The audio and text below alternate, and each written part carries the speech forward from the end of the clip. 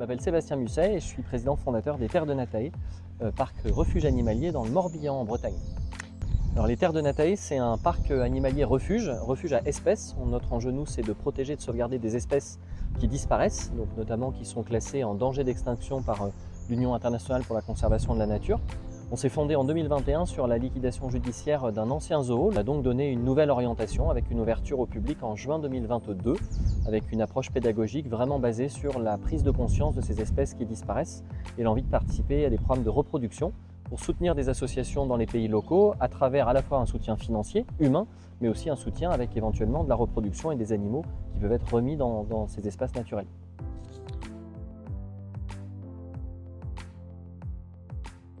Alors du coup, évidemment, le partenariat avec le Graal, et on peut se poser la question, parce que le partenariat avec le Graal, c'est sauver des animaux, leur permettre d'avoir une réhabilitation, donc on n'est plus tout à fait dans la logique de protection des espèces. Eh bien non, en fait, parce qu'il faut savoir que le macaque crabier, comme vous le voyez juste derrière moi sur le panneau qui est ici, sur l'échelle de l'UICN, on est en fait sur une espèce qui est en danger d'extinction. Donc ça faisait pour nous extrêmement sens en fait de participer à cette réhabilitation d'animaux sortant de laboratoire. Et puis comme bien souvent, les partenariats, c'est aussi des histoires de rencontres. En l'occurrence, moi, c'est la rencontre avec Marie-Françoise Lheureux, la présidente du Graal, une relation humaine, des valeurs, une authenticité, un engagement qu'on retrouve dans toutes les équipes du Graal, qui nous a conduit aux Terres de Natae à se dire on a une raison d'être autour des espèces, cette espèce est en danger d'extinction, il y a un service à rendre pour pouvoir réhabiliter des animaux au sein de cette espèce, il y a une rencontre humaine incroyable, et allons-y, c'est parti. Et donc on a commencé à développer ce partenariat. Ce partenariat-là, il est basé sur l'accueil de 10 macaques crabiers sortant de laboratoire. Et nous avons à l'heure actuelle d'ores et déjà accueilli 5 mâles et 4 femelles crabiers qui commencent à être mis en contact sur le groupe des mâles d'un côté et sur le groupe des femelles de l'autre, avant à un moment donné de réussir à mettre tout le monde en contact dans le bâtiment et dans la volière qui est là. Ça fera un petit groupe de 9, il nous restera encore 1 ou 2 places.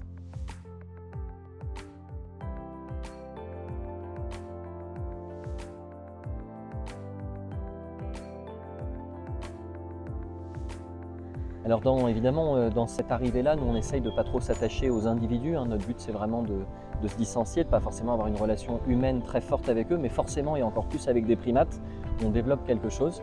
Il y a une arrivée un petit peu particulière, c'est l'arrivée d'Apollon et Madame, qui sont 2 macaques crabiers, un mâle et une femelle, qui n'ont pas été les premiers arrivés. Ils sont arrivés quand il y avait déjà un petit groupe de 4 qui était là.